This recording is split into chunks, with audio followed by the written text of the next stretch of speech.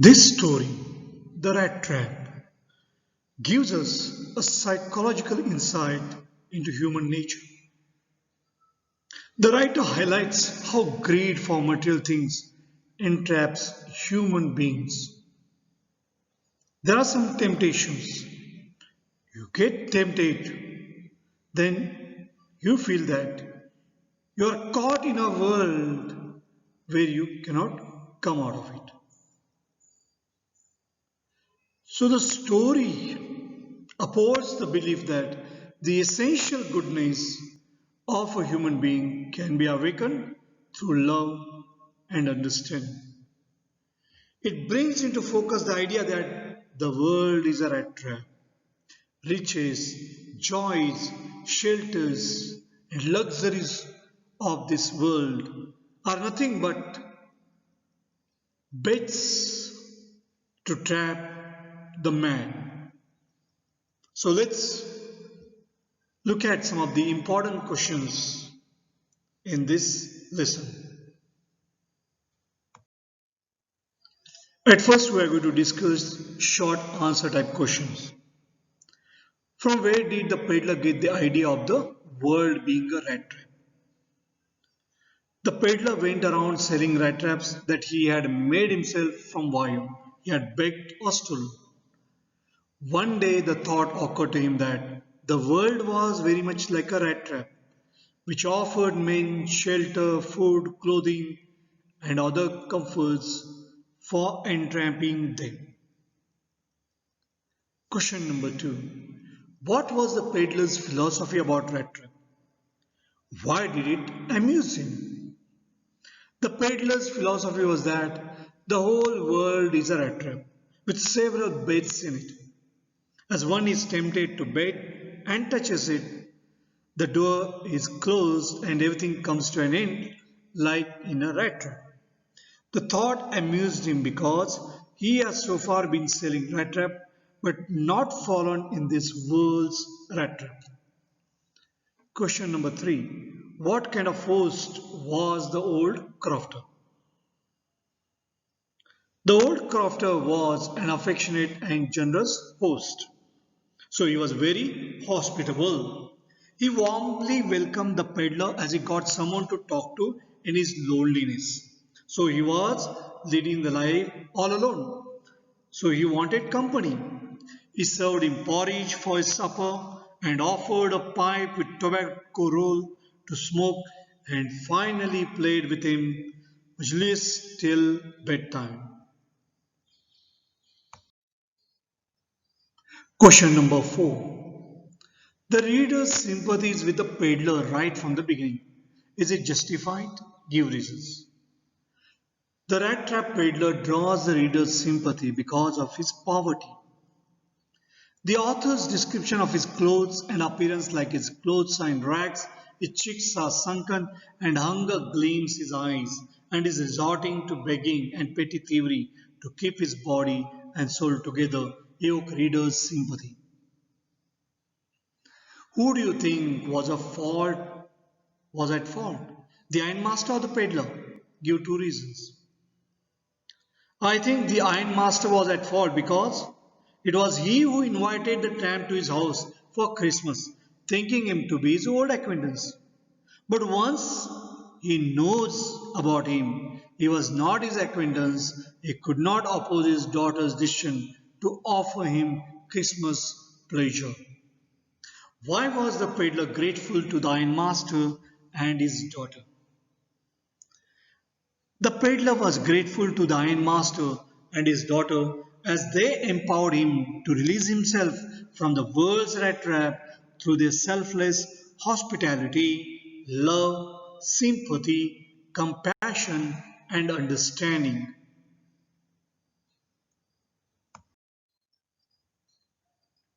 Question number 7.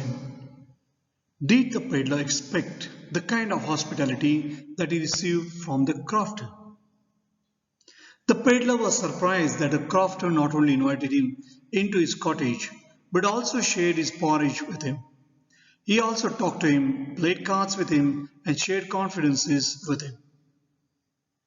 So he revealed to him about 30 crores that he had. And that is what confidential thing. So he believed him so much. He trusted him so much. But what ultimately has happened? Question number 8. Why was the crofter so talkative and friendly with the peddler? The crofter was alone, had no wife or child, and was perhaps lonely. Therefore, he became happy to get someone to talk to in his loneliness. Question number 9. Why did he show the 30 kroner to the peddler? The crofter told the peddler that he was comfortable and had earned a reasonable sum of money from his extraordinary cow that gave a lot of milk, and he had earned 30 kroner last month. The peddler expressed disbelief, and thus the crofter showed him the money. Question number 10. Did the peddler respect the confidence reposed in him by the crofter? The peddler abused the trust reposed in him by the crofter because as soon as he could, he came back, opened the window of the cottage, and stole the crofter's hard-earned money. Question number 11. What made the peddler think that he had indeed fallen into a rat trap? Having stolen the crofter's money, the peddler was forced to stay off the road and walk in the forest. When night fell, he could not see where he was headed to and seemed to be walking round and round the same spot. He was tired and in his frustration felt that he was caught in the trap. Question number 12. Why did the ironmaster speak kindly to the peddler and invite him home? The ironmaster mistook the peddler to be an old acquaintance, Nils Olof, a comrade from his regiment. It appeared to the ironmaster that the man had fallen on bad days, and so he invited him to his home, especially as it was Christmas time. Why did the peddler decline the invitation? The peddler declined his invitation as he was afraid of being detected as the thief. He felt that by accepting the invitation to go to the ironmaster's house, he was voluntarily walking into the lion's den. Question number 14. What made the peddler accept Edla Wilmanson's invitation? Edla Wilmanson came to invite the peddler. She requested him to come home with such an apparent and genuine kindness that the peddler could not refuse. She instilled certain confidence in him. Question number 15. What doubts did Edla have about the peddler? Edla noticed that the peddler was afraid and she at once concluded that he was either a thief or had escaped from jail. She told her father that it was strange that his regimental comrade had fallen on such bad days and also that he had nothing about him to show that he had once been an educated man. Question number 16. When did the ironmaster realize his mistake? The ironmaster had first seen the tramp in the dim glow of the furnace. He had taken him to be his old regimental comrade. But when the tramp had come down cleanly shaven and dressed in a borrowed suit of the master, the ironmaster at once realized that it had been a case of mistaken identity. He had taken the tramp to be his old regimental comrade. Question number 17. What did the peddler say in his defense when it was clear that he was not the person the ironmaster had thought he was? The peddler pleaded that it was not his fault. He had never pretended to be anything but only a poor trader. He only begged that he should be allowed to stay for the night near the forge, since he had done them no harm. So he was ready to put on his old rags again and would leave at once. Question number 18.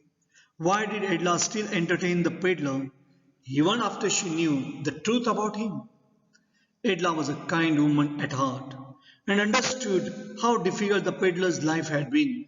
She realized how hard it must have been for him to be homeless and to have had to wander from place to place.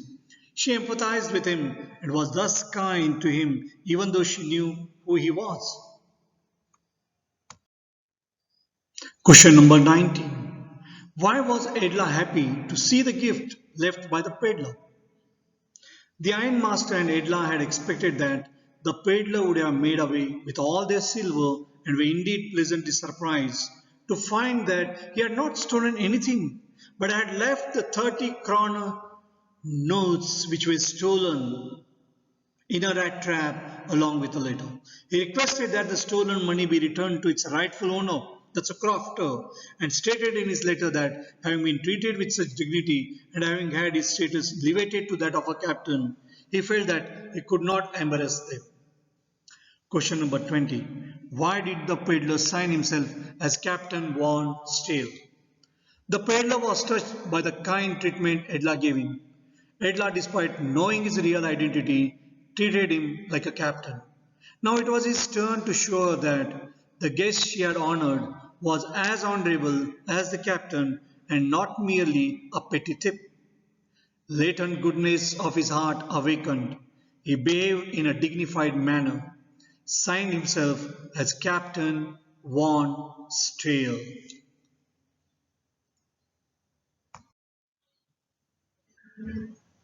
Now let us discuss long answer type questions. So these are essay type questions. Question number 1. How does the peddler interpret the acts of kindness and hospitality shown by the crofter, the ironmaster and his daughter? The peddler feels absolutely no compunction, that's a regret, about accepting the hospitality of the crofter and then robbing him of his hard-earned kroner. He enjoys playing cards with his host all evening and then makes away with his money the next morning. When the ironmaster, having mistaken him for a regimental comrade, invites him to his house to share his Christmas lunch, he feels a sense of entrapment, having the stolen money on his person, and thus declines the invitation. He feels that to accept the hospitality of the ironmaster would be like voluntarily throwing himself into the lion's den. However, he does not at the outset disclose his true identity because he hopes to profit from the mistake, thinking perhaps a few kroner would come his way, but now he only wants to rest near the forge at night and quietly slip away in the morning. The kindness of the ironmaster's daughter touches the tramp's heart, making him feel more worthy. She makes him feel comfortable, raises his self-esteem even after his true identity has been discovered. She feels sympathetic towards him and convinces her father to let him stay and share Christmas cheer with him. She does not for a moment doubt his integrity, and the tramp repays his faith and kindness by leaving behind the stolen kroner to be returned to the rightful owner along with one of his rat traps as a present and a letter addressed to the daughter thanking her for elevating his status to that of a captain and for the chance to redeem his mistake. Question number 2. What are the instances in the story that show that the character of the ironmaster is different from that of his daughter in many ways? The ironmaster is a man of power whose ambition was to ensure that good iron was shipped out. He believed in closely supervising the work at the ironworks to make sure that all was in order. When he saw the tramp, he was not overcome with sympathy.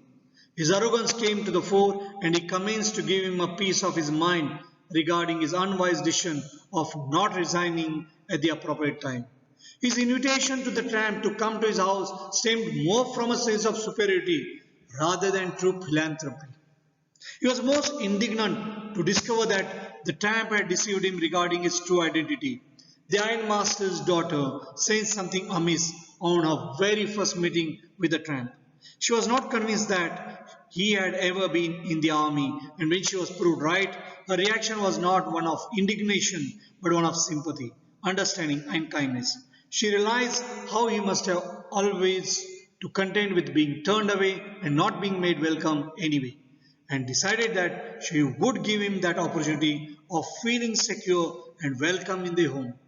She had more faith in him than did her father, and when the tramp did nothing but eat and sleep, she was able to appreciate the fact that he had probably never felt so secure in his life.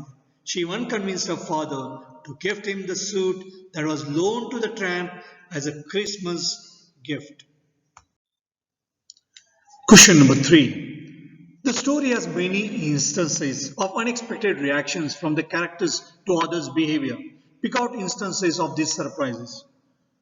The peddler walking along on a winter's evening is able to avail of the unconditional warmth and hospitality of the owner of the cottage. The host shares his food, his home, his confidences, showing the stranger the money that he had made. The tramp the next day feels no remorse for stealing the money and walking away. When he is seeking shelter from the cold and has the opportunity to spend the night at the ironmaster's house, he declines as he has the stolen money with him and feels that he will be walking into the lion's den. However, when the same invitation is extended by the ironmaster through his daughter, the tramp accepts as her kindness filters through. Left alone in the ironmaster's house, the tramp has every opportunity to make away with the valuables. On the contrary, the tramp goes away leaving behind the stolen money to be returned to the rightful owner, along with the tramp as a present for the ironmaster's daughter. Question number 4. What made the peddler finally change his ways? The peddler had lived a life of privation and constant rejection. It had made him cynical and embittered. Self-preservation had become his sole objective, and he could not sense the difference between right and wrong. He had lost his sense of self-worth, having lived in penury with no home to call his own and not even a name to answer. He had to resort to begging and petty thieving to survive, and life offered no pleasure at all. The sadness and monotony of his life had convinced him of the fact that life was like a huge rat trap, and just as the cheese and pork in the rat traps that he had made were the bait, so also the riches, joy, shelter, and the food that life offered were the bait. As soon as anyone let himself be tempted, it closed in around him, and all came to an end. He took pleasure in thinking of all the acquaintances who had been caught in this trap. However, the meeting with the ironmaster's daughter was a turning point in his life. The kindness, the concern, and the understanding that she showed him touched the core of his heart and transformed his way of thinking.